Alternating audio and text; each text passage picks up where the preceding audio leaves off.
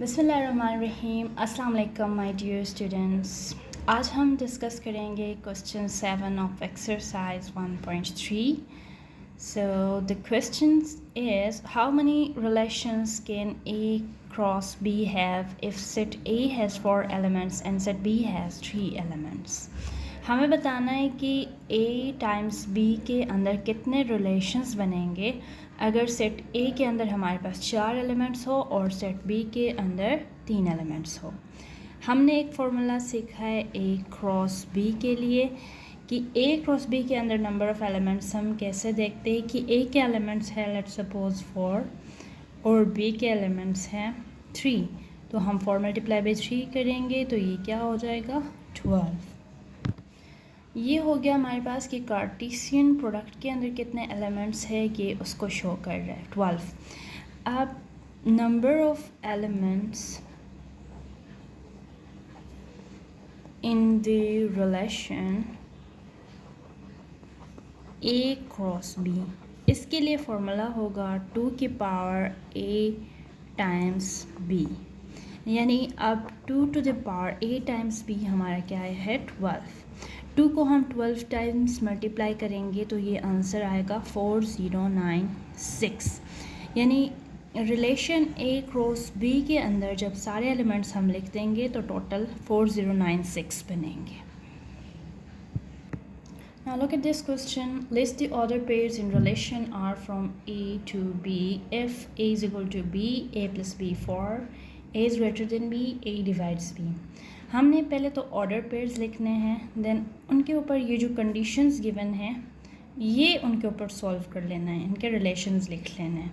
Let's see, सबसे पहले हम ऑर्डर पेयर लिखेंगे A क्रॉस B का, तो ये बनेगा 1 0, क्योंकि हमने A टू B जाना है तो इसलिए हम A के एलिमेंट्स को B के साथ लिखेंगे 1 0 1 1 1 2 1 3 2 0 2 1 2 2 2 3 and 3 0 3 1 3 2 3 3 4 0 4 1 4 2 एंड 4 3।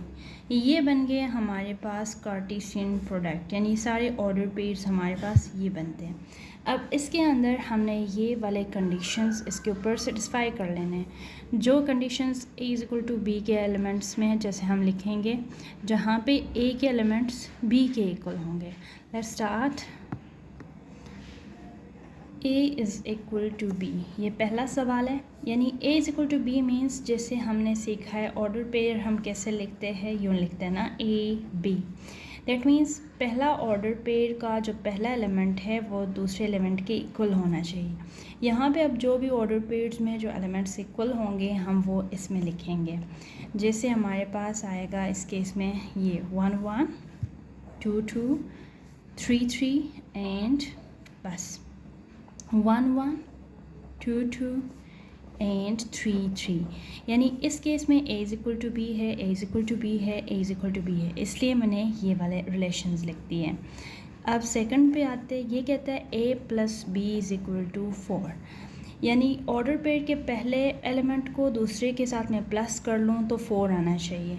यहाँ से मैं कोई ऐसे ऑर्डर पेयर्स उठा लूँगी जिनमें दोनों का सम 4 के इक्वल आता हो। लेट्स सपोज मेरे पास अगर मैं ये देख लेती हूँ 2 + 1 = 3, ये नहीं हो सकता, 3 + 1 = 4। दैट मीन्स इसके अंदर मैं 1 और 3 लिख सकती हूँ, 2 और 2 भी 4 हो जाता है, 2 और 2 मैंने लिख लिया, 3 + 1 = 4, यानी 3 और 1 मैंने लिख लिया, 4 एंड 0 = 4, तो मैंने 4 और 0 लिख लिया। दैट्स इट, सिर्फ आपने ये कंडीशन सेटिस्फाई करके लिखना है बस। इसी तरह से हम पार्ट 3 पे आते हैं।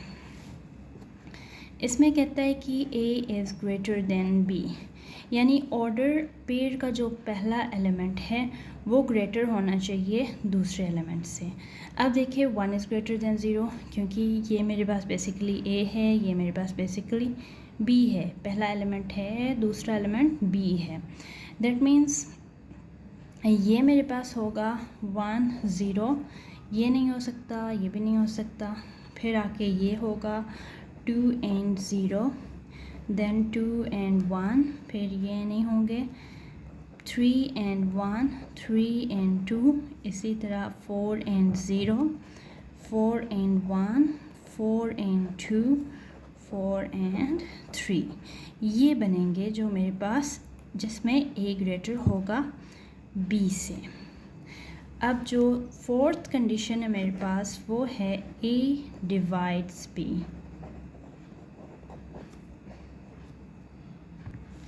इसका मतलब ये हुआ कि a का जो ये जो a है b को फर्स्ट ऑर्डर पेयर का पहला एलिमेंट b को डिवाइड कर रहा है। दैट मीन्स अब मैं यहाँ पे देखूँगी 1 0 को डिवाइड कर रहा है, 1 हर किसी नंबर को डिवाइड कर लेता है। 1 0 मैंने लिख लिया, 1 1 भी आएगा, 1 2 भी आएगा, 1 3 भी आएगा।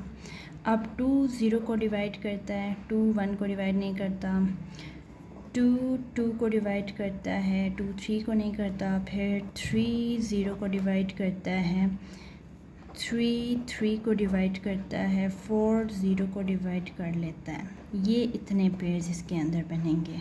बाकी आप देखोगे तो उसमें a b को डिवाइड नहीं करता बाकी केसेस में, इसलिए मैंने ये इतने केसेस लिख दिए। अब स्टूडेंट क्वेश्चन 9 पे आते हैं। If a b represent element of z plus the set of positive integer, find the domain and range of the relation in z given by. अब अगर ए बी जी पॉजिटिव यानी पॉजिटिव इंटीजर के element को show करता है, याद रखिए कंडीशन दी हुई है कि ये कहाँ से बिलोंग कर रहे हैं, पॉजिटिव इंटीजर से। तो हमने क्या करना है, कुछ रिलेशंस यहाँ पे गिवन है, हमने इनके डोमेन और रेंज फाइंड कर लेना है। डोमेन सेट के जो ऑर्डर पेयर का जो पहला एलिमेंट होता है, जितने भी पहले एलिमेंट अकर करते हैं उसको हम डोमेन कहते हैं, और यानी बी सेट बी के जितने भी एलिमेंट्स अकर करते हैं उसको हम रेंज कहते हैं। क्वेश्चन के अंदर आपको आइडेंटिफाई करके बताती हूँ कि कैसे कर लेना है। अब बेटा यहाँ पे देख लें कि R1 मुझे कहा है कि ये कोई रिलेशन है इस तरह से a b such that 2a + b = 10। मुझे कंसर्न बेसिकली इस रिलेशन से है, ये जो ये जो इक्वेशन है इससे मेरा कंसर्न है। पहले मैं इस इक्वेशन को लिखूँगी। अब मुझे ये पता है कि ये जो ए बी है कहाँ से बिलोंग कर रहे हैं, ये जी पॉजिटिव से बिलोंग कर रहे हैं। अब दैट मीन्स मैं ए क्या लूँगी, 1 2 3 सो ऑन, ठीक है। अब लेट्स सपोज मैंने 1 ले लिया, आप यहाँ पे लिख लो for a = 1, for a = 1 2 × 1 + b = 10। अब b = 10 - 2, b = क्या आ गया 8। दैट मीन्स जहाँ पे मैंने डोमेन पुट किया, डोमेन का एलिमेंट पुट किया 1 और उसका रेंज क्या आ गया 8, ठीक है। इसी तरह से मैं पुट करूँगी 2a + b = 10, 2 × 2, ठीक है, प्लस b = 10। अब b = 10 - 4 हो जाएगा, b = 6। इसी तरह से 2 × 3 में पुट करूँगी प्लस b = 10। अब 2 × 3 6 plus b = 10, that means b = 10 - 6, b = 4, right. अब इसी तरह से मैंने 4 पुट कर लिया, b = 10, 8 प्लस b = 10। अब b = 10 - 8 हो जाएगा, तो b मेरे पास क्या आएगा 2। अगर एक और वैल्यू के लिए मैं पुट करती हूँ तो 2 × 5 प्लस b = 10। अब 10 plus b = 10, b = 10 - 10 and b = 0। अब बच्चों देख ले, मैंने टोटल लिए 5 वैल्यूज़। अब मैंने जान के 5 लिए, क्यों? 1 2 3 और 4 तक के वैल्यूज़ के लिए मेरे पास सारे मतलब नॉन नेगेटिव नंबर आ रहे थे, ठीक है, पॉजिटिव नंबर्स आ रहे थे। और यहाँ पे जब मैं देखती हूँ तो यहाँ पे नॉन नेगेटिव नंबर आ गया, b = 0, b = 0 आ गया और 0 इंटीजर्स में नहीं आता। दैट मीन्स ये वाला मैं नहीं लूँगी। अब मैं अगर डोमेन और रेंज का सेट लिख दूँ तो डोमेन मेरे पास आएगा, डोमेन जो मैंने पुट की है 1 2 3 एंड 4, ठीक है, क्योंकि ये मैंने पुट किया ये और ये, ठीक है। अब जो भी आंसर आ रहा है वो मेरे पास रेंज है। दैट मीन्स रेंज मेरे पास क्या होगा, सीक्वेंस में अगर लिखती हूँ 2 4 6 एंड 8, 2 4 6 एंड 8, जो भी वैल्यूज़ आपने पुट किए वो आपका है डोमेन, और जो आंसर में आ गया वो है रेंज। That's it. अब जो नेक्स्ट कंडीशन है मेरे पास वो है R2 is equal to a b such that a b is equal to 8। Again उसी तरह से मैं प्रोसेस करूँगी, मैं लिखूँगी a plus b is equal to 8। अब a मुझे पता है डोमेन है और b मुझे पता है रेंज है। a को मैंने let suppose if a is equal to 1 plus b is equal to 8, b is equal to 8 minus 1, b is equal to 7। इसी तरह a plus b is equal to 8, 2 plus b is equal to 8, b is equal to 8 minus 2 and b is equal to 6। ठीक है, इसी तरह से मैंने लिया a plus b is equal to 8, 3 plus b is equal to 8, b is equal to 8 minus 3 and b is equal to 5, right?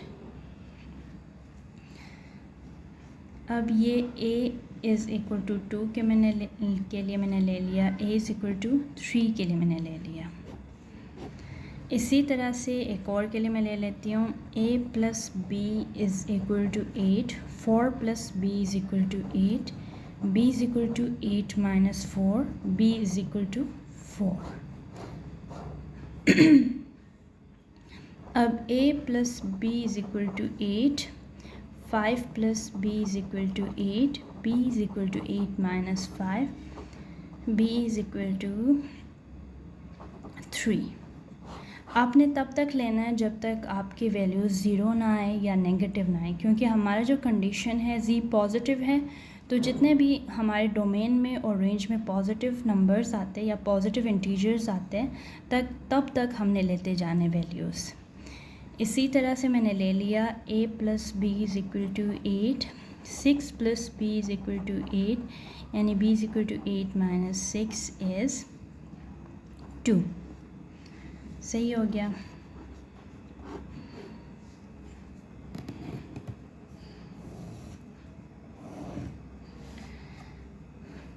अब मैं यहीं पे ले लेती हूँ a plus b is equal to 8, यानी 7 plus b is equal to 8, b is equal to 8 minus 7, b is equal to 1।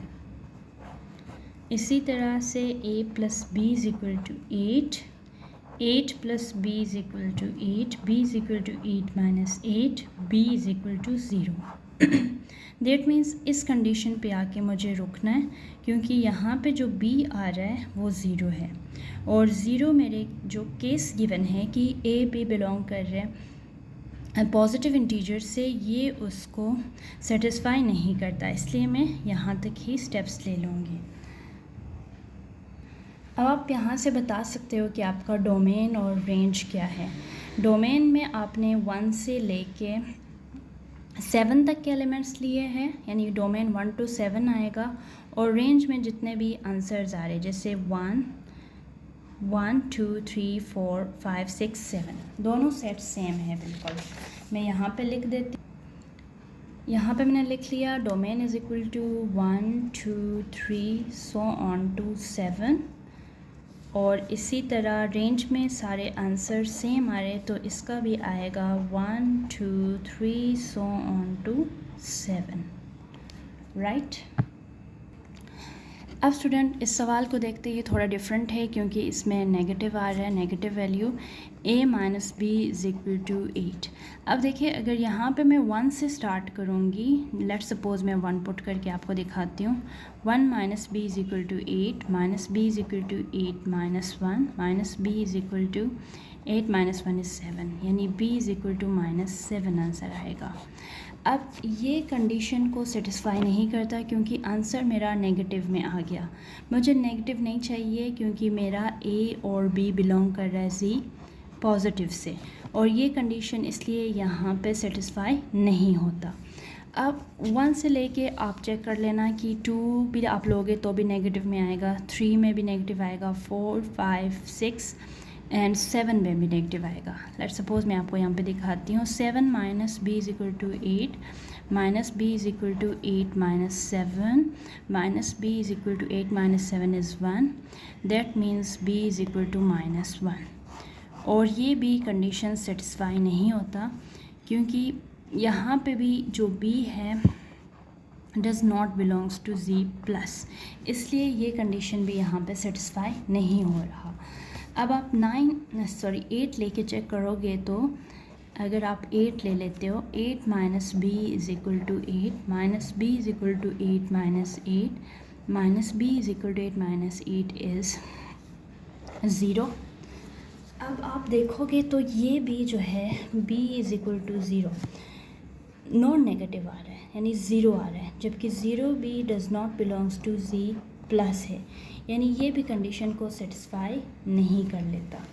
तो अब आप क्या करोगे, दैट मीन्स आप 9 से आगे वैल्यूज़ लोगे। 9 minus B is equal to 8 आपने ले लिया। अब minus B is equal to 8 minus 9। अब यहाँ पे देखिए minus B is equal to -1, that means B is equal to 1।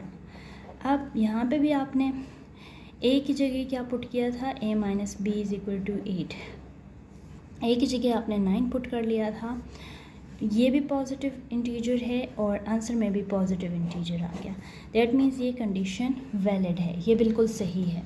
इसी तरह से आप 10 भी लोगे। अब 9 से ग्रेटर जितने भी नंबर लोगे वो आ जाएंगे इसमें, क्योंकि वो सारे पॉजिटिव में आंसर देंगे। 10 minus B is equal to 8 जैसे आपने ले लिया, तो minus B is equal to 8 minus 10 minus B is equal to -2 B is equal to 2।